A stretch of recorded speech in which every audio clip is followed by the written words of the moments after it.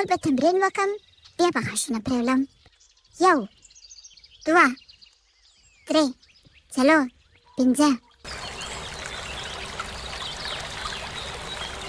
یو شی لکه چې خراب سوی دی. اوفف بیخي بد بوی دی. په دې خوا راځي.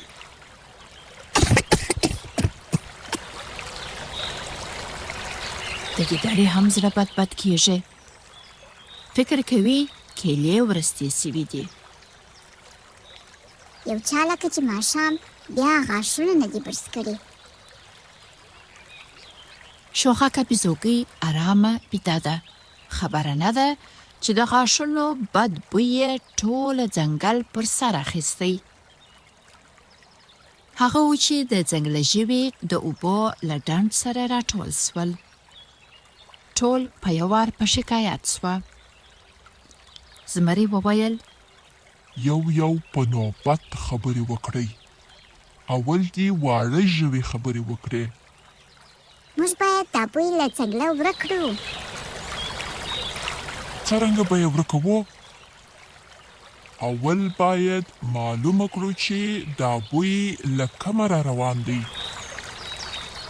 په دې کې ګیدړه راوړاندې سوه او زمري ته یې وویل زه فکر کوم بوی د بیزوګۍ دی.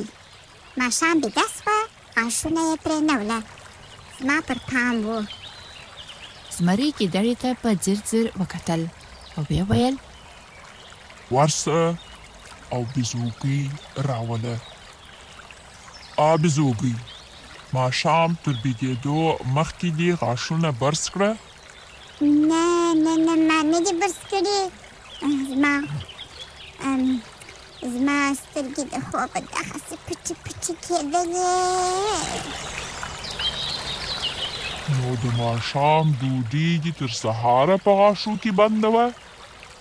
بیزوګۍ ته باید داسې یو د غاښو برس ورکړل سي چې دا تر هغو غاښونه په پرېنولي، خوب ته یې پرې نه ږدي.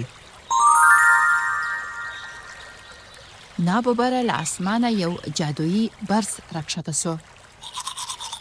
بیزو هم دوهمه نه ده کړې او د غاښو په برسولو یې پیل وکړ. له ځنګله بوی ورک سو او هوا یې پاکه سوه.